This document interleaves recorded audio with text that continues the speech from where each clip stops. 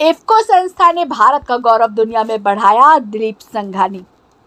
इफ्को की nano urea और nano DAP किसानों के लिए वरदान साबित होगी।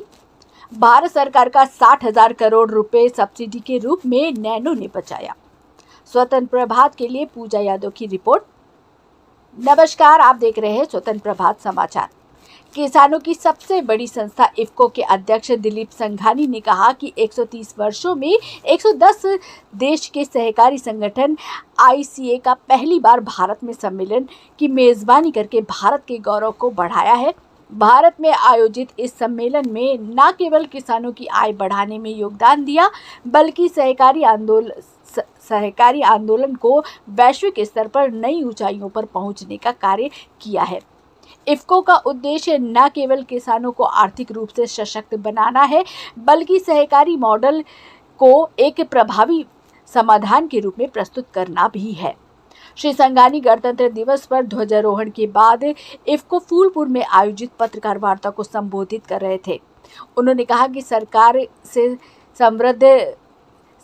से संबंध में नरेंद्र मोदी के थीम पर इफ्को ने नैनो यूरिया और नैनो डीएपी का खोज की, जो किसानों के लिए वरदान साबित होगी।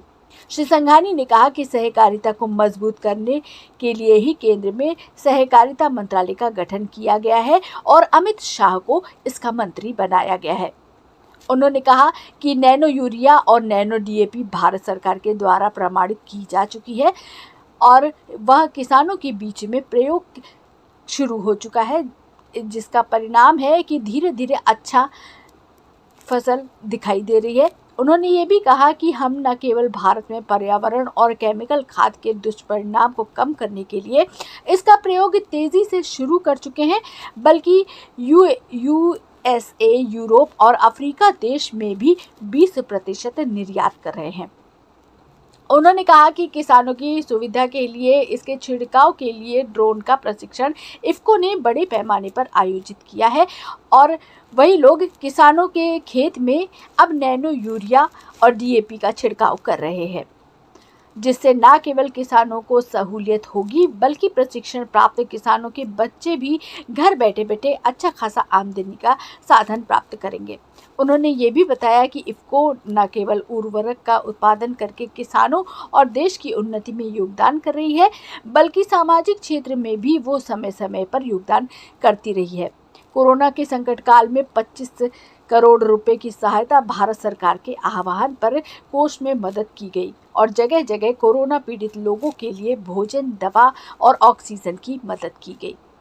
श्री संघानी ने एक सवाल के जवाब में कहा कि यूरिया और डीएपी से न केवल किसानों की बचत हो रही है, बल्कि सरकार द्वारा दी जाने वाली सब्सिडी में भी लगभग अब तक 60,000 करोड़ रुपए की बचत की जा चुकी है, जिसमें लगभग 30,000 करोड़ रुपया अकेले नैनो ने सब्सिडी के रूप में सरकार की बचत की है। इस अवसर पर फूलपुर इकाई के वरिष्ठ कार्यकारी निदेशक संजय कुदेशिया भी उपस्थित थे। इसके पूर्व ध्वजारोहण के अवसर पर दिलीप संघानी